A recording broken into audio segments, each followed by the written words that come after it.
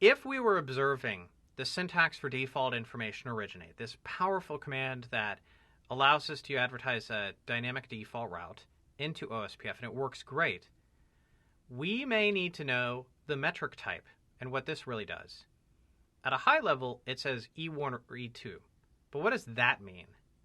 That is what I want to elaborate and enumerate for you. E1 and E2 is a powerful distinction between these two different external routes. They're both OSPF Type 5 LSAs. They're both Type 5.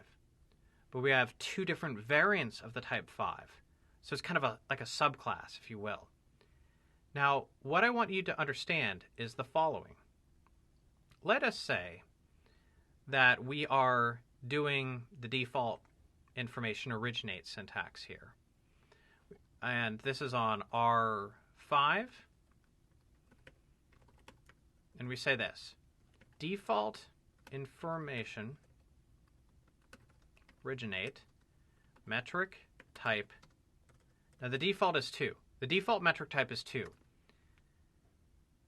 Say I do default metric type 1. What that says is I want you to take the initial metric, which is what is called the seed metric. And in this case, the seed metric is 20.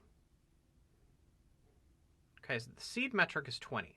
If it's an E1, what that will do is it will grow the metric based on the cost.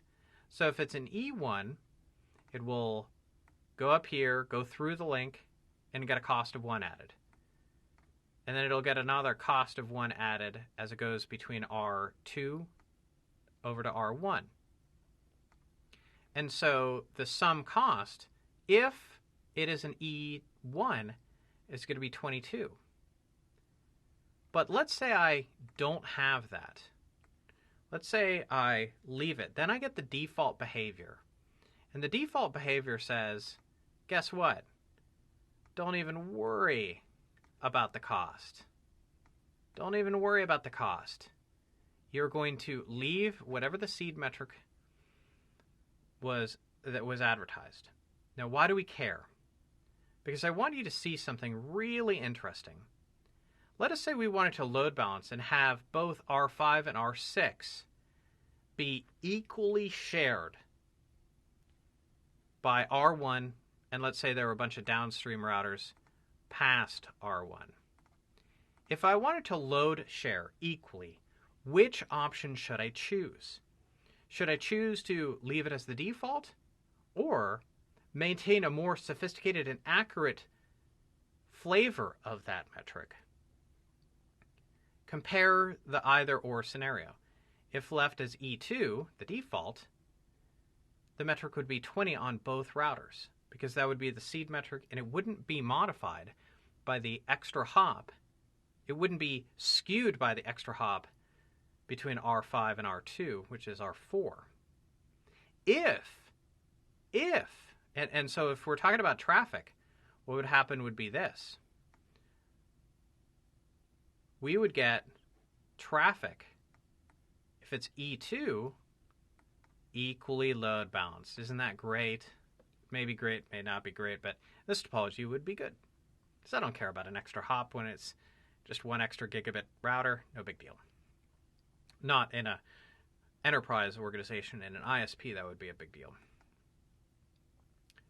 But if I tack on metric type 1, then I get very different behavior.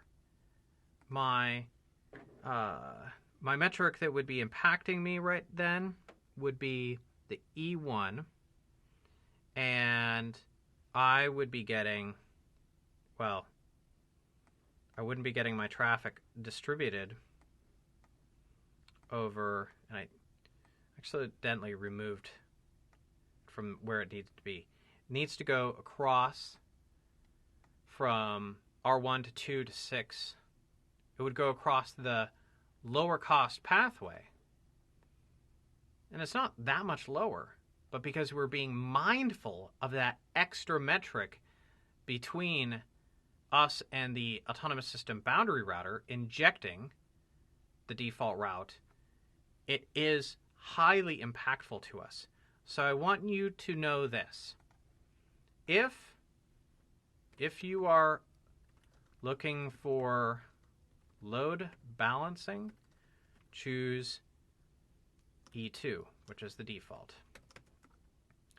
If you are looking to optimize the metric, choose E1, non-default, which is implied, okay? Make sure you understand when to use an E1 or an E2 whenever you are working with OSPF external routes.